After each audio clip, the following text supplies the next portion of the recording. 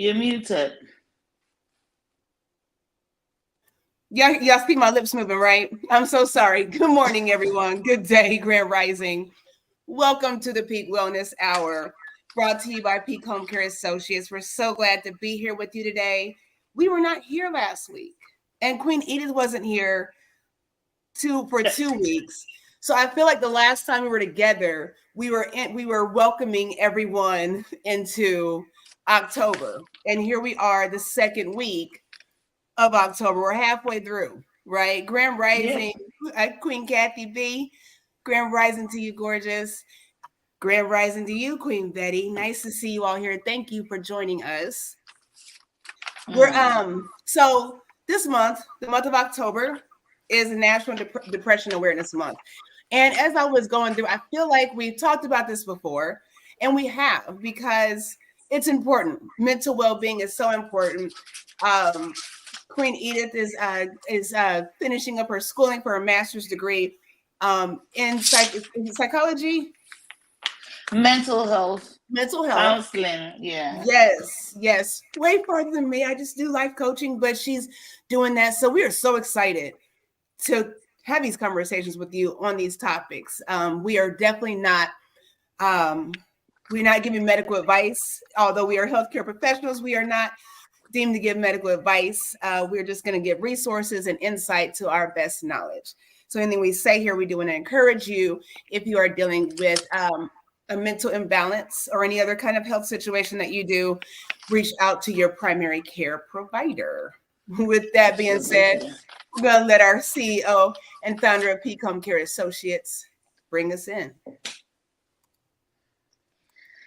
It's been a while and exciting to be here. It's very exciting to be here. I'm always excited to come here online. This is October, my favorite month, I guess, and my favorite season. It's fall. I love fall. I love fall. Um, we'll talk about fall one day.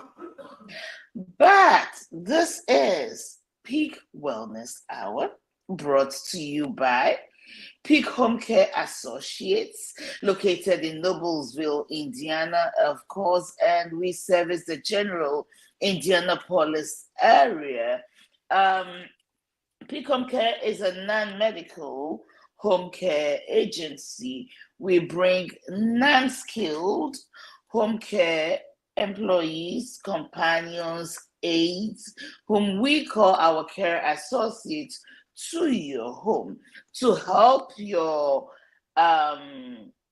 developmentally challenged loved one, your seniors, with simple things like ADLs, which is activities of daily living, errand running, and a whole lot more. Check out our website, which is down on the screen, please. And also, we have a phone number published and an email as well. Reach out to us. Let's talk. Let's see how best we can be of help to you, even if it's just for respite care. I want to send a shout out to all my care associates all over who are on the field working so hard and bringing love and cheer to our clients. So welcome to the holiday season. Thank you for having us in our homes. And like the Queen said, it's Depression Awareness Month. So we're gonna delve in a little bit, and then next week we'll continue. I think it's going to be the topic for the whole month of October. And for Sounds good. all our consistently faithful friends and family, thank you, and thank you, Queen Kathy B. Thank you, thank you, thank you, thank you. I see you. Yes. So, okay, so you all, if we're looking down and around, we are on our phones, we're managing the social platforms, we're on different platforms, responding to different things. So we are attentive. If I keep looking down, I'm looking at my phone. So just for this purpose, okay. And of course, we always, like she said, we have people in the field, work never stops, right? So we have to be attentive to those things. We are definitely here to have this conversation with you.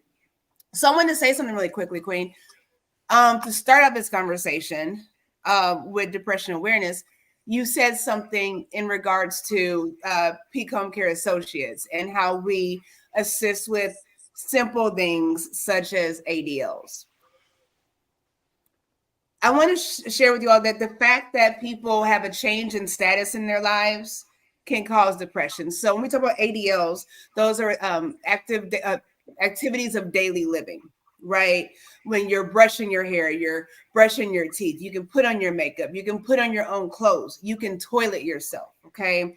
When it comes to a situation where you're not able to do basic things that we've been doing since we could walk, that is a serious, it can be a serious trigger for a feeling of being depressed. And I'm choosing my words very carefully because we're going to dive in to what those terms look like and kind of dissect those. You know, I love words. We love being transparent. So it can send you into a sense of feeling depressed, whereas depression goes a little deeper. And we're going to talk about that. So how would you like to do this, Queen? I'm sorry.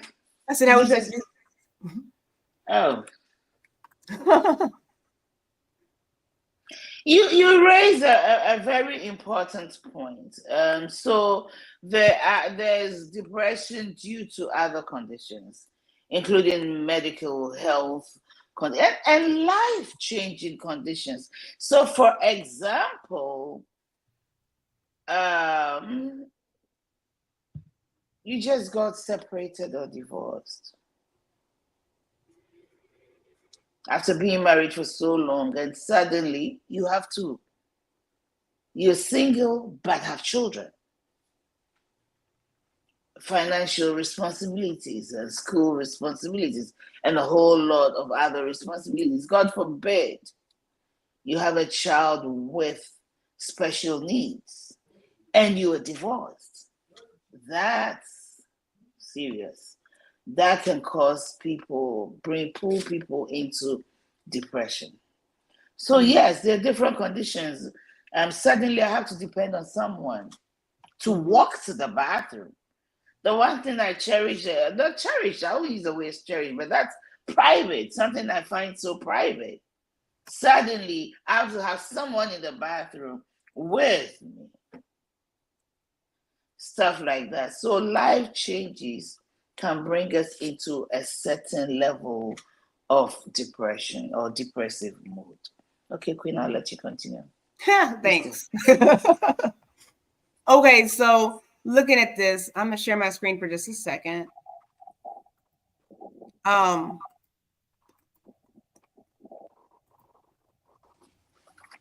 hold on. Okay, so looking at this, just with definition, okay, that's why I use depressed mood or whatnot versus depression in the statement I made. So a sense of being depressed is the state of general unhappiness or despondency, which means low spirits, caused by a loss of hope or courage, feeling sad or gloomy, dejected, again, low spirits, downcast, being or measured below the standard or norm. When I look at that definition, I don't think that last one necessarily was intended to deal with mental well-being, but it certainly does. You know, how we measure ourselves, how the world measures us, what we measure up to or don't, how we see standards, how other people see standards can cause a conflict in your mindset. Where we have depression being a group of conditions consisting of general emotional dejection and withdrawal. Sadness greater or more prolonged than warranted by any objective reason. So with that is where first you're depressed. I got a divorce. Like she said, I got a divorce. I have, 3 children and one of them special needs, right? Now my finances are different. Where I live is different. My resources are different. So now just that divorce, now I'm in a state of feeling depressed.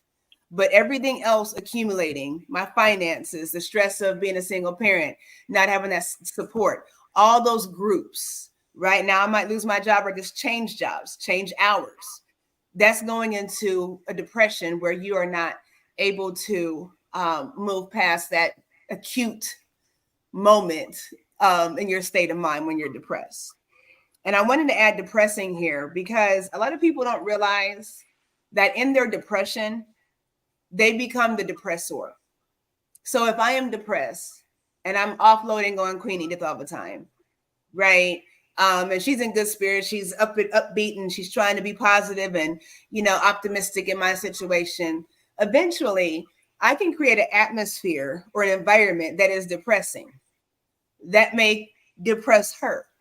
If she's not careful, that's the state that she can wind up feeling, is a state of being depressed by way of me depressing her with my issues. I say that to say we have to be very mindful of how we interact with people, how we handle people, how we respond to people. Okay. When we're not well, a lot of people around us are not well.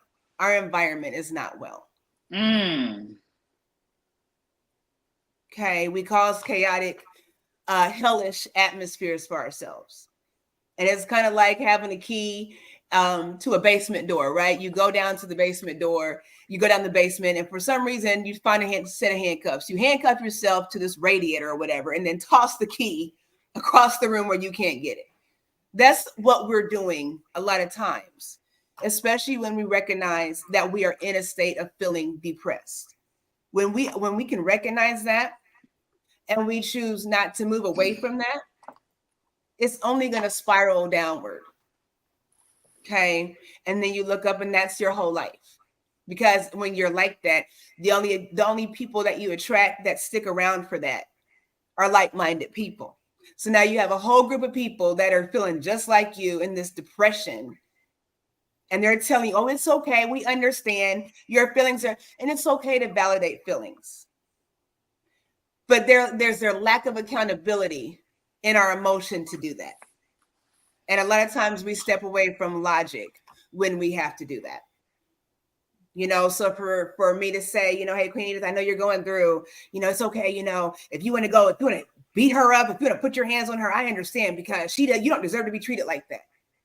That's out of emotion, out of my own pain, because you're not going to mess with me. You're not going to disrespect me. So I'm going to put that off on her and her situation versus saying, hey, Queen Edith, you know what? I understand you're frustrated. I understand you probably want to pop her in the face, but think about that. You're in this state of mind now. What happens if you get arrested? What happens if you lose your job? That's the logic side talking, despite everything that's going on. And I'd love for us to get to a place where we can identify that as a whole, as a society. Queen. Thank you. That was a great presentation. Thank you so much. It's interesting that they will make this month National Depression Month, right?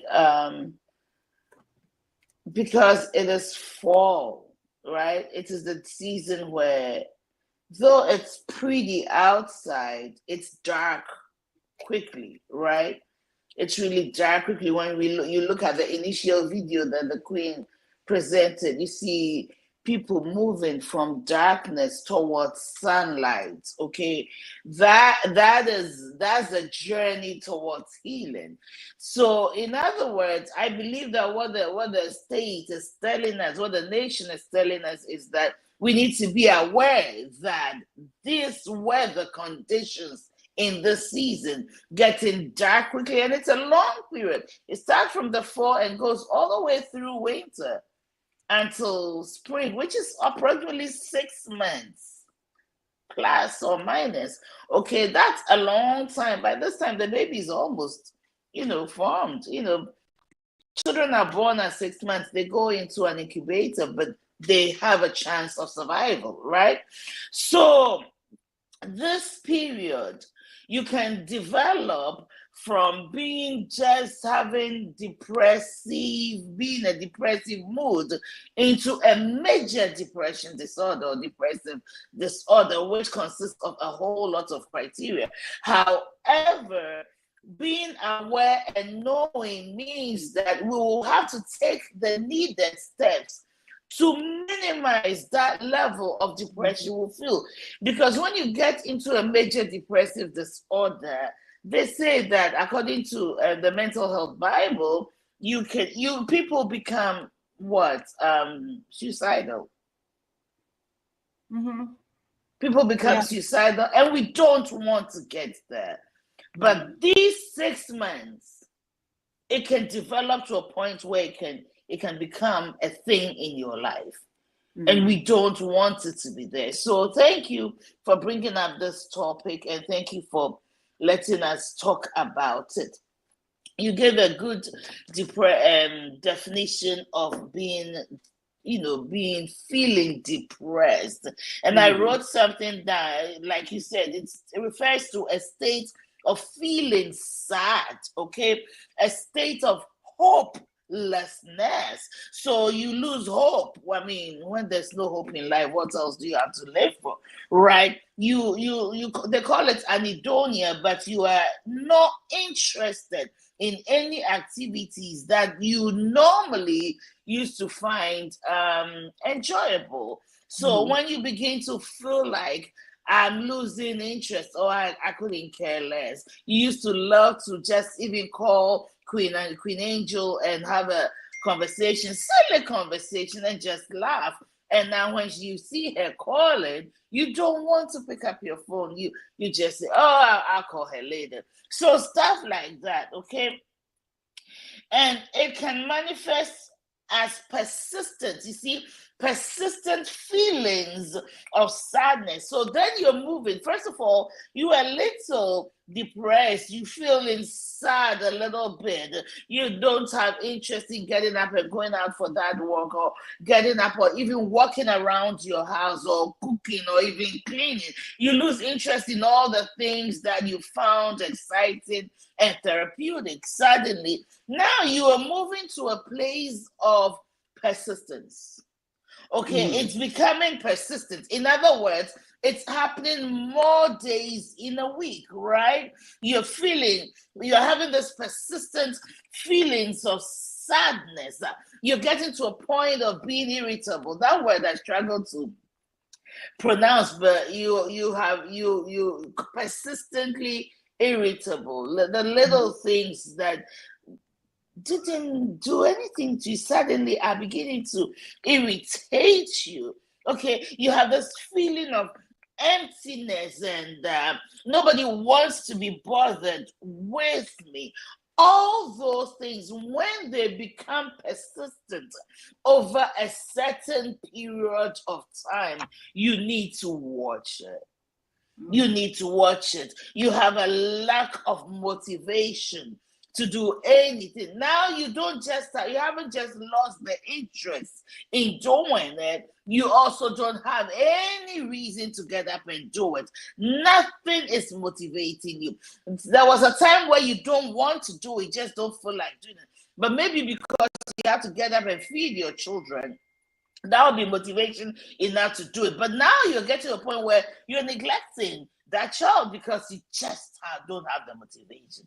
You don't care anymore. Those things. And so what we are trying to do is bring you some of the symptoms, okay, of depression. Now your sleep pattern begins to be affected, because there's what in the daytime, you, instead of getting up and going to work, you find a way to call off. You're sleeping in bed. You're sleeping all day and on. So at night, when you're supposed to be sleeping, you slept all day, you can't sleep, or you're just laying in bed, you're tired, your muscles are beginning to feel weak, okay? Because you're not even using all of those things. Of course, helplessness becomes worse. You're not only beginning to feel hopeless, you're feeling that people are also seeing you as a hopeless person. You feel unworthy. People are seeing you as not worth it, okay? Those situations, okay?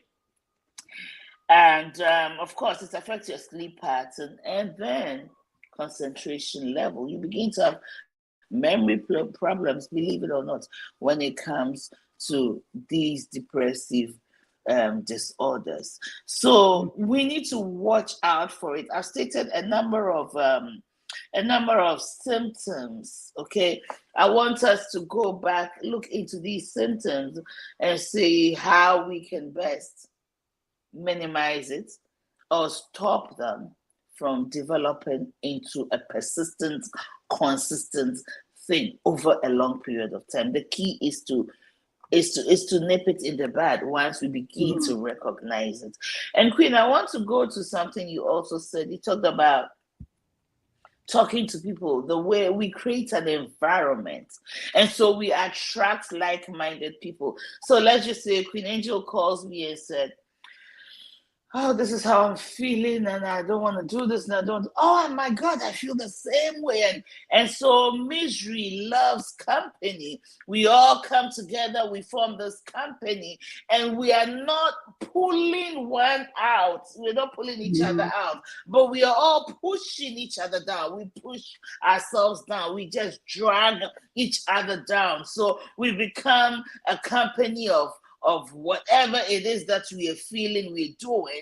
And that is not good, because when two people work as friends, even in marriage relationships, when I am beginning to go down, my friend, my sister must be able to pull me up. She's not supposed to come and align with me and help me stay there. She can agree with me, she can understand me, she can sympathize with me, cry with me, but she should not stay there with me, because if she stays there with me, I'll pull her from where she is to my level. She has to have the ability to draw me up and encourage me and lift me and push me into the light, as we saw in that video. So it's important who you talk to. If you're talking just because you want to, it's one thing, but it's important who you talk to for healing, to redirect and to guide you so you get out of it. So you get out of that mood, because you have too much to live for. So I just wanted to touch on that, and I'll let you go. How do we minimize these things? Since now we are aware that these situations could lead into those major depression and cause us to lose hope in life. And the end is what we don't want to get to. So I'll let you. Oh, so much said, so much knowledge. Yes, right, Queen Kathy, it does. Misery does. Like misery sends out invitations like RSVP. We be RSVP into these pity parties, don't we? We do. We love the RSVP to some nonsense and some chaos. To piggyback off what you said when you started talking about the seasonal depression. So it's called seasonal affective disorder, or SAD. Affective disorder, yes. Right. So I know this is how we had to start thinking. I know for years I've had those symptoms, right? And learning about it, I identified with that, the seasonal affective disorder. And if you all see me, I was just outside before we started. I was trying to debate whether I should sit outside and have this conversation or sit indoors where I can plug in my laptop. But anytime there's sunshine outdoors, I want to be outside. When the sun is up, I'm up. When the sun goes down, I'm down like 4 flat tires. Okay. And so it was becoming where it was the thought of there not being these long days of summer was depressing. Not being able to get out and enjoy, it was depressing. And after some time, I realized after a few years identifying with this, I am prepping myself. I have programmed myself and conditioned myself to slide into these emotions and this mood like clockwork. We have to watch what we're doing. If we know that something is going on, that something triggers us, it is our due diligence to try to move away from that. So when we have situations like a loved one passes away, right? And so we have a birthday this month for the loved one. This loved one passed away 10 years ago, but we know every October we're going to be in this mood, in this depression, this state of depression, because we've been conditioned and programmed to initiate that feeling. Okay. When we look at, I'm gonna share my screen again. When we look at dopamine and serotonin. Okay. Before you get into that,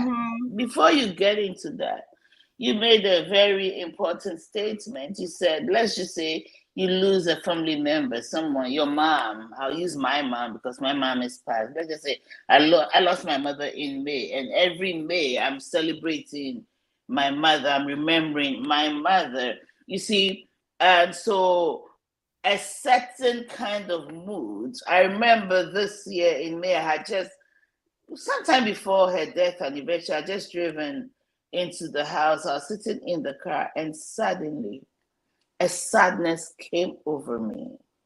And my mother has been dead how many years? 2000. So 2020. So how many years? 4 years. And I started crying. Mm-hmm.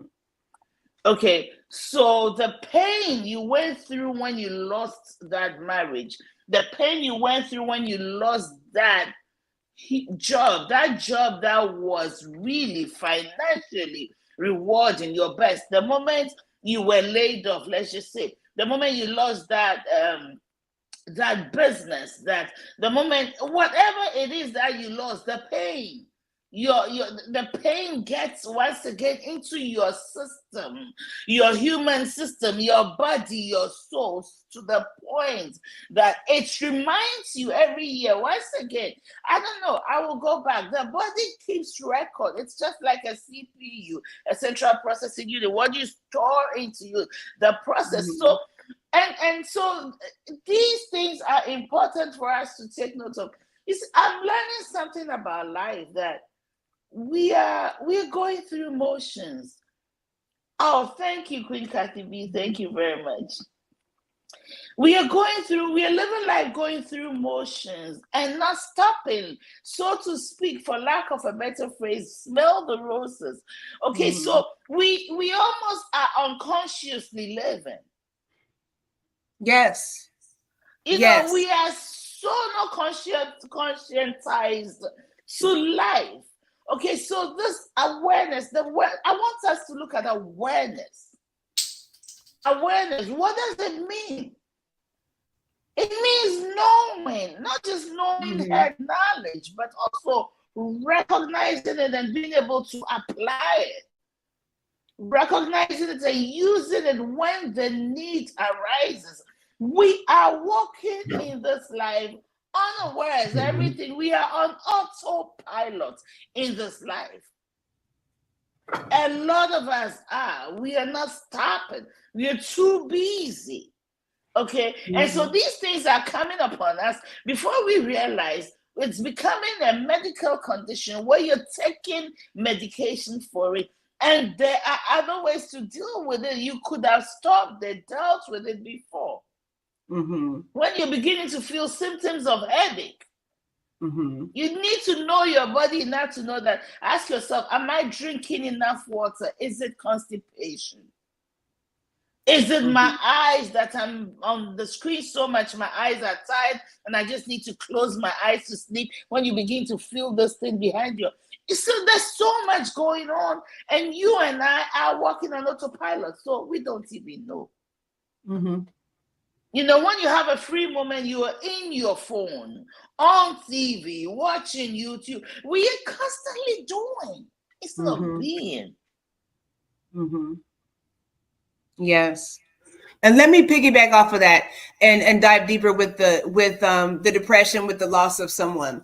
So with that, the example I gave, and then what Queen Edith just piggybacked off of. So that what she explained was normal, right? With her mother thinking about that is normal. What's not normal is, and not healthy, I'll say, is choosing to say, you know, every Christmas I would go over to my grandmother's house. Everybody would get there. The whole family was there. So now that she's gone, I don't want to celebrate Christmas. This is not a joyful season. I hate Christmas. These things, and it's all centered around that loss. You see what I'm saying? So every Christmas we are conditioned, or what? I love you, my king. Every condition, there's triggering moments that we allow, and it's kind of like it's kind of like playing Russian roulette, where you got your hand on the trigger, like you think there's only one bullet, so we'll just play this game and see if it pops or not. That's what we're doing with our mental well-being. Oh, You know, whoa, I like that we're triggering analogy. ourselves. You know what happens when you pull that trigger eventually. There's one bullet in the chamber of what I don't know how many rounds. I don't know guns like that. 9 rounds, you got one bullet. Eventually, if you keep pulling that trigger, something's gonna pop off. Think about that with your mentality. Think about that. I like that analogy, yes. So, wow. Do you want to get into the medication, the dopamine and stuff, or do you want us to talk a little more about? Okay, let's get into it, and then if we have time, No, I was because just it's gonna say 10:30. with the dopamine and the serotonin, to the sun. I really don't, because I love this topic right here. I really don't. I was just gonna say with that, and I'll put this the information we're sharing. I got some stuff, and I'll put it on the Facebook pages and the YouTube pages and our websites, so you can get the resource. But I was just gonna say with that, there are ways that we can adjust our moves and how we think and paying attention to that. I'm gonna leave it there because I want to hear what you had to say. No. Say it, because our bodies have a way of even producing is it serotonin, and I don't know about Serotonin. the, yes, but I don't know if you Mm-hmm. want to go into that. You're prepared. We can go into it next week if you want to. But yes, there is a way of getting into all these things. Unfortunately, we don't know. We are living on autopilot. We are not Mm-hmm. aware. We don't know what our bodies can do. So we are not maximizing the gifts of what we have within us, We're not. even biologically, right? How about Right. you? Right. And you know what though? Okay, so I'm gonna read this real quick. So dopamine and the serotonin, for anybody that doesn't know, affects your mood. There are chemicals in your body that affect your mood. The serotonin is associated with happiness, focus, and calmness, where dopamine is associated with rewards and motivation. Okay, serotonin, that's what you have with antidepressants, right? They up your serotonin. This is a consistent feeling, right? This is a long-term feeling with serotonin, where dopamine is like that fight or flight kind of moment, that magical ooey gooey feeling that you get, And um, plus, it's also a protective feeling. it is. It is a It, protective feeling. When it you is. see a lion come at you somewhere, that flight or fight, the flight, it helps you run faster than you've ever run in your life. So yeah, Mm-hmm. okay. Definitely. I will say this. I will say I was doing my research, and I know dopamine is produced in the brain, where serotonin is more so produced in your gut. And we can have a different discussion about this later because it's way too much to dive into. But if you all can look this up, because we're not going to dive into it today. But your gut, science has shown that your gut is like a second brain. The way your gut works, a lot of things that happen in your gut. And when you're not well, it tends to start with your gut. Even like with stress. Have you noticed when you're stressed, you're depressed, like you feel sick to your stomach, you're nauseous, all those things? That is a big deal. So you definitely have to make sure that you're taking care of your body, even the things that you think are just simply there to digest and just eliminate waste. That gut has a whole lot to do with your well-being. So when we're putting stuff in our bodies that are not good for us, when we're eating unhealthy, when we're, Queenie and I were talking earlier about addiction or whatnot, when we're putting things in our bodies and we don't realize what we're doing, it's affecting all your organs, right? And it's just a spiraling effect. The thing with antidepressants, I'll say this, just like with anything, when you're taking antidepressants to manage your depression, um, your body gets used to it. So now your body's not making that serotonin, that dopamine like it's supposed to, because it's relying on outside chemicals to do that. And when you initiate pharmaceutical medications and do not change your behavior or your thought process, those antidepressants are not going to fix your situation. they will simply mask it and possibly prolong it. So think about that. If you ever thought, like, people with narcotics, people, as a nurse, I've heard so many patients that are dealing with chronic pain, older people that don't have an addiction history, they will not take something stronger than Tylenol because they're afraid they're going to get addicted. The thing with that is, a lot of times when people are taking something to manage pain, even if it's ibuprofen, your body gets accustomed to it. Tolerance and so now level. you find yourself addicted to antidepressants like you would narcotics, because your body it's not meeting the needs of your body. That dopamine is just dull. That serotonin is dull. And if you don't have that, you're not doing anything to combat those feelings. I'll say that. So, in other words, there is a certain level of tolerance. Okay, there's a certain level of tolerance. So, let's just say you take one Tylenol and you're okay. If you continue to take it, you're literally abusing Tylenol. What happens? After a while, whether it's 250 milligrams or whatever milligram it is, it's not enough. So you're going on to the next one, 500. And then now you need 750. And the next thing, you're abusing it. And go ahead. You know who abuse painkillers? Is it abuse? Is it abuse? And I'm not asking to counteract what you're saying. I'm asking for the people that are listening, because it might not look like that. Because here's what's happening. It may not look like that, but we abusing the use of it. Because now, even if you're taking it regularly, though, like say you're taking it on schedule, like two 500 milligrams every 6 hours. No, that's not what I'm talking about. Right, but I'm saying it can still be abused if you're not incorporating something else. So if you have chronic back pain, if you have back pain and you're taking all this Tylenol, if you're not stretching, if you're not drinking plenty of water, you see what I'm saying? Then it becomes where you are really abusing it, even if you're taking the appropriate dose, because it's an overuse. If you don't have to put something in your body that's foreign, when your body can heal itself, you are abusing yourself. In a sense, it's self-abuse. Go ahead, Quinn. I'm sorry to interrupt. Yes, but you see, what makes it a problem is that it gives you if Tylenol can make you feel good when you have that painful headache and it goes, it's a good feeling. You feel like relief. Now that pain is gone. Okay. Now you think that even with the slightest pain, that does not warrant that. Every time you feel a little bit, you got to take it. And guess what? Your body begins to tolerate it. And it becomes accustomed to it. And it becomes used to it. What is ab? The ab in use is abnormal. It's first of all, you're using it. And then you begin to use it. In other words, you don't need it, but you're taking it because of the way it makes you feel.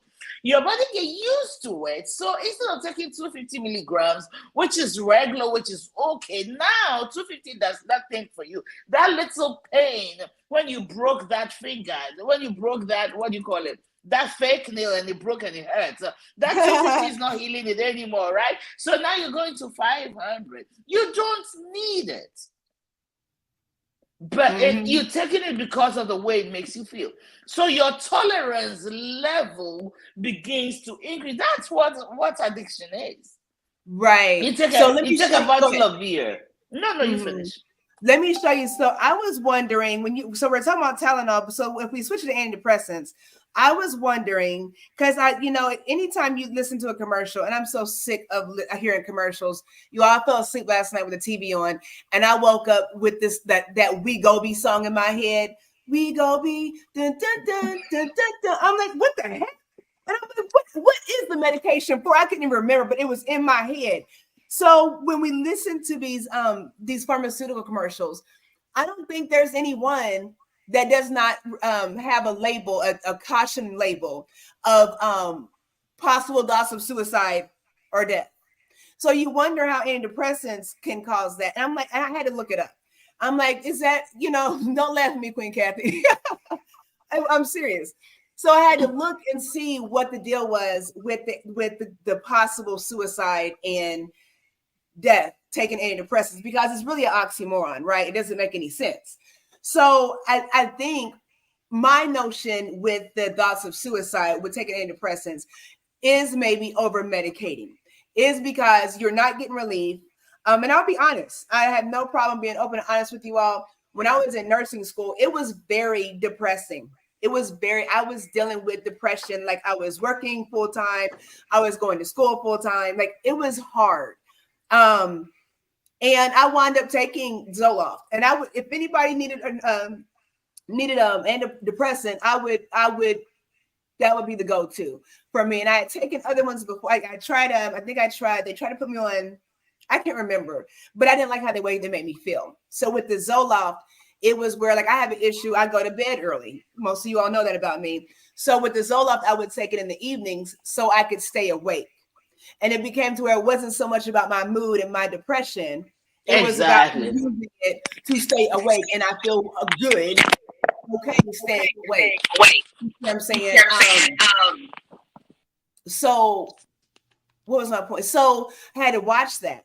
Okay. If you're not careful, now you're, and I didn't have an issue with overtaking them, but if you're not careful, especially if you try to self-manage, now I'm on 25 milligrams of Zoloft. It was working, but now it's not. So let's try 50. You know, what's the highest dose we could take? Let's try 100, you know, and now you're playing around with things, right? And so when I looked at the risk for death, those medications, and it was cardiac, heart issues was a big deal with the interaction with antidepressants. So if you're not watching what you're doing and you're trying to manage something without really managing it outside of pharmaceuticals, it can cause a situation, you know. And you see, at that point, you're not managing it, you're just abusing it. Right. And people don't see that, though, because your state of depression versus being depressed is so enormous that once you try to get out of a situation and you looking at, well, I now got to deal with this, and now you're back to, you know, playing with these antidepressants. And I'm not knocking anyone that does take antidepressants. I'm just giving you some food for thought, where we have to incorporate non-pharmaceutical measures to heal ourselves. And it starts with a choice of saying that I do want to be better. I do want to be healed. I don't want to stay like this. I don't know how to get out of this. Right now, it feels comfortable to be angry. Right now, it feels comfortable to not forgive. But after a while, me feeling angry and uncomfortable and making Edith, you know, pushing Edith away, pushing Queen Betty away, pushing Queen Kathy away, because I'm comfortable feeling like this and they don't understand anymore. You know, at some point you got to say, this is not right. There is something off with that. Right, Queen? I know, right? You're right. Thank you. So for everybody that's looking at that, YouTube and Facebook has a sense of depression, and they want to depress people. So we're not allowed to say, suicidal. I'm gonna say it differently. You know, we can't use the S word, and we can't use ill with the K. So thank you, Queen Kathy. I thought about that, but I figured we were having a positive discussion, and I would like to hope that YouTube and Facebook does not try to depress the necessity of this topic. So thank you. You know, once again, we've talked about a lot of things, and we are not giving anybody any medical advice. I'm a student. I'm not licensed, just so you know. So, so I'm still studying, but it comes down to awareness. For me, everything that's going on, knowing yourself, paying attention to you as an individual. You can tell, like you said, when something is feeling off. I don't want to even bring, but I am what I am. It is who I am. We are spiritual beings. Even when something is going on with our physical body, The spirit in us knows, our spirit knows before it becomes really manifest. So when you're beginning to feel off and you don't know what is wrong, what is going on, take a minute and ask yourself, what's going on with me? Take a minute and sit down and think, what is wrong with me? Any detection, even by yourself, will make you take the steps, or at least should help you take the steps to correct what is wrong before it gets. We are getting to a point where we're becoming reactive rather than proactive. And when the warning signs is going on in our bodies, we are ignoring it. Until now, we have no choice than to do the work. So we have a few more minutes. We've talked about some of these symptoms. How do we recognize them? How do we ensure that, okay, listen, we all have those sad days. I celebrate my mother every day. The day she died is one day, but every day I lived 50-something years of my life with my mom. I have a lot of memories. And I celebrate it. Sometimes my siblings and I will talk about them. Something will happen and we'll say, if Dad were here, you couldn't do that. And we will laugh over it and on and on and on. So it's not unhealthy. But there's that moment, that day when you're sad, something you knew you could have gone to this person, that person. But it becomes unhealthy when you dwell there. How do you get out of it? How do you walk from that darkness in this fall season when you live probably alone? Your children are gone, you don't have children, whatever it is, you're alone and it's dark and you're probably retired. And you don't know what to do with yourself. You thought retirement was going to be easy, wake up anytime, and then after a year or two of retirement, you're beginning to get bored. Now here comes the fall season, the cold weather where everybody's staying indoors. What do I do to stop myself? How do I give myself a reason to live every day? Because one of your biggest reasons was to get up and go and do the things you enjoy, work. Now you can't do that anymore. But what else can be purposeful in your life or give you purpose? I think purpose is a big deal. Purpose pulls us out of depression. When I'm feeling down and all I want to do is lay in bed, I know a client might call, a caregiver might call, and I don't want them to hear my sleepy voice. So guess what? I'll get up. I'll get up, take a cool shower, and get myself something to do. Go out, do whatever I need to do. So having purpose is important. Your purpose is not my purpose. Your reason for not laying in bed will not be my reason. So one of the things is, what can you do if you're not doing what you used to do, if you're unable to do what you used to do? Even if you are at a point where now you can't easily get up, you have to use a walker. What can you do? How can you make the day worth living? That's one thing that will pull out of that depressive state. Yes. We need to think along these lines. So for me, my takeaway, number one, I have to be aware. Number two, once I'm aware and I recognize it, what do I do to get out of it? Okay. And the things that will cause us into depression are a lot. Financial issues, relationship issues. Yeah. These things will drive you into abuse. It is. Okay. So, Queen. Oh. Good word.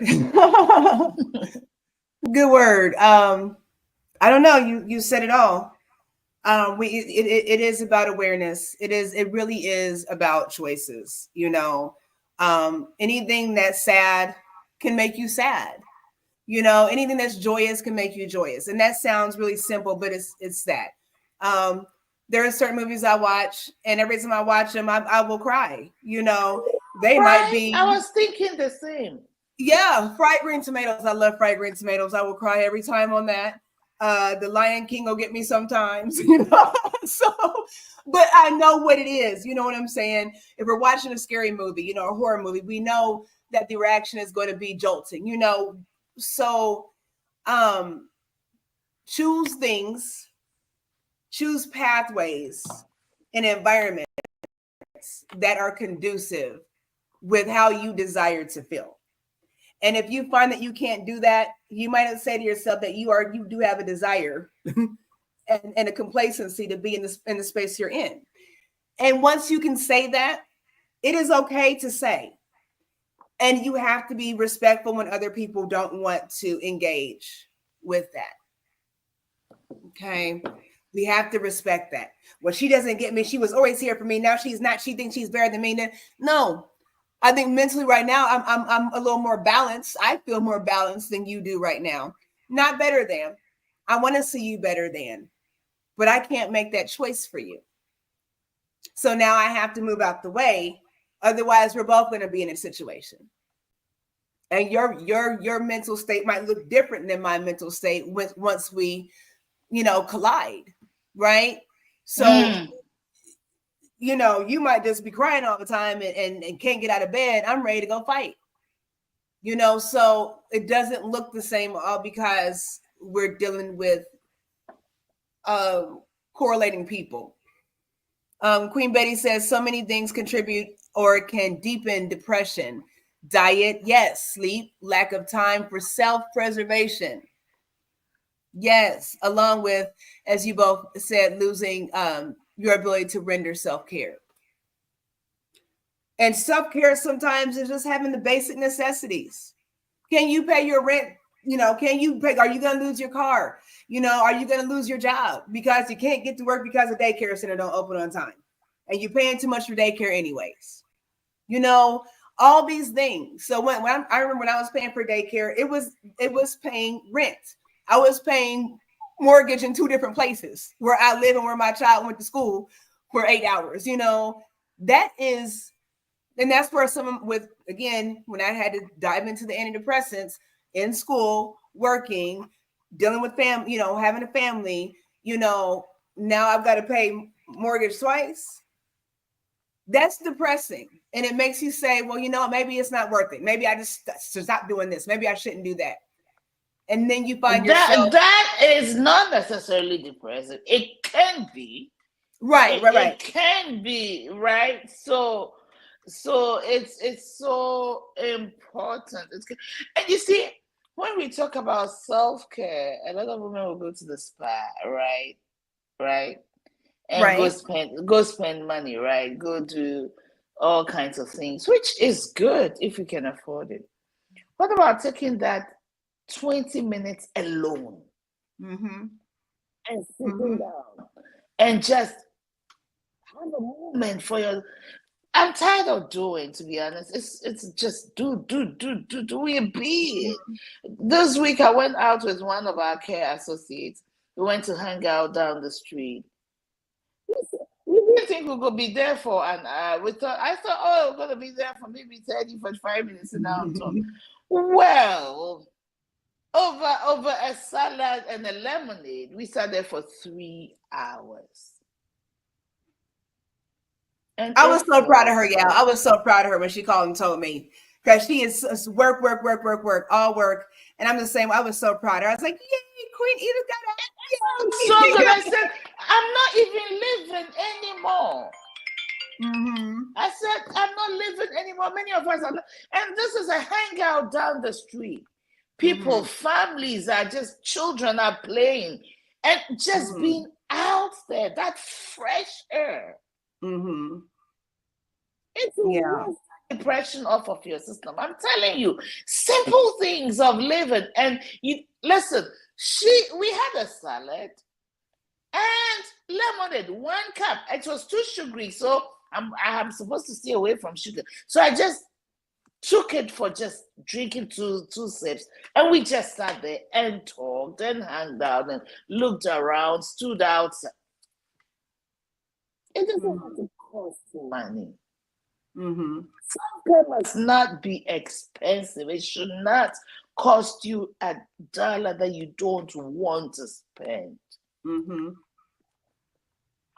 I think Yep. we're talking about depression, but we're also talking about ways to minimize those symptoms that lead us into that become persistent daily on a consistent basis over a long period of time that take us into major depression. We are talking about these things to minimize it, if possible, stop it from becoming anything worse than it should be. And we said we need to be aware of ourselves when we're beginning to feel a certain way, when it's beginning to become too much. And we all go there. We all have these problems and we feel that way sometimes. How do we pull ourselves out of it and allow the people who love us to pull us out? Yep. And we're saying that being aware and being, what do you call it? Making sure we're doing what it takes to get out. Number one, does not have to cost you money. You don't have to go to the spa to get your nails done, your feet done, your massage. It's good if you can afford it. Listen, it feels good.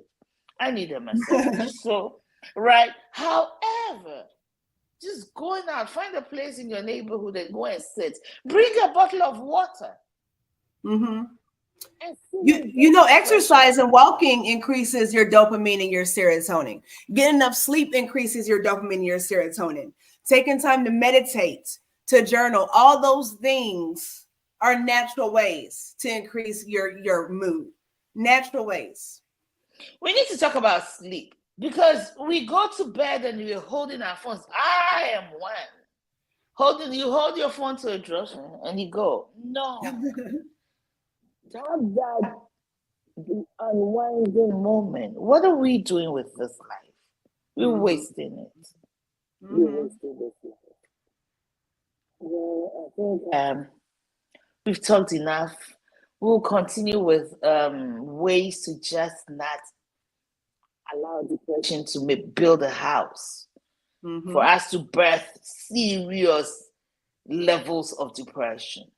Because the next 6 months, baby, it's you and I. Or it's just you. We need to figure it out. We need to get out of it. And find some cheerful clothes rather than the black and wear. Yes, definitely. Okay, so we definitely want to invite you all. We want to thank you all for being here. Whether on live or replay, definitely want to invite you to come back next Saturday, 10 a.m. Eastern Standard Time. To have this conversation. We did well today, you all. We came on time. We was here ready. Okay, so we're super excited about that. A couple of things before we go, okay, because we don't want to hold you all up. A couple things before you go. What's that? I said announcements. Yeah. So as we said before, when we first started, we've got different things going on. We love to be resources. I do coaching. Queen Edith is doing the counseling, the marriage therapy, different things. I will say in the chat, I did do a link. If you all look up Skill Success, there's a lot of information on mental health, all kinds of things, thousands of courses that you can take. And a lot of them are certified. What did you call it? Did you say Skill Success? Okay. Mental or whatever, but it'll give you an opportunity to see if you want to take some courses just to understand how to interact with people on a psychological level. Thank you, Queen, for being here. Thank you so much. There is that. As I stated before, Queen Edith's got some stuff going on. Super excited. I'm gonna put this on the screen. And I know you can't see it, so I'll tell us a little bit about it before we go. Tell them where it's in Fishers here in Indiana. Give us the dates. I'm looking at it. It's so tiny, so we're gonna tell you what it is. Dates are November 15th. That is 1/5, which is a Friday night, and then you broke up, Queen. Yeah. Okay. Is it better now? Yep. Friday, November 15th at 7 p.m. We have an evening service.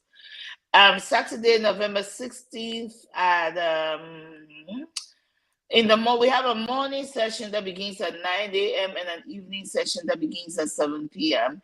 And then Sunday, November 17th, we are inaugurating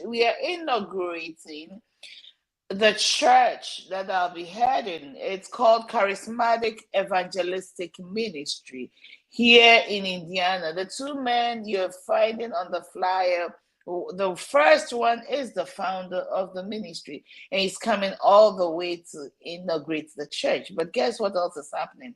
I'm being inducted once again.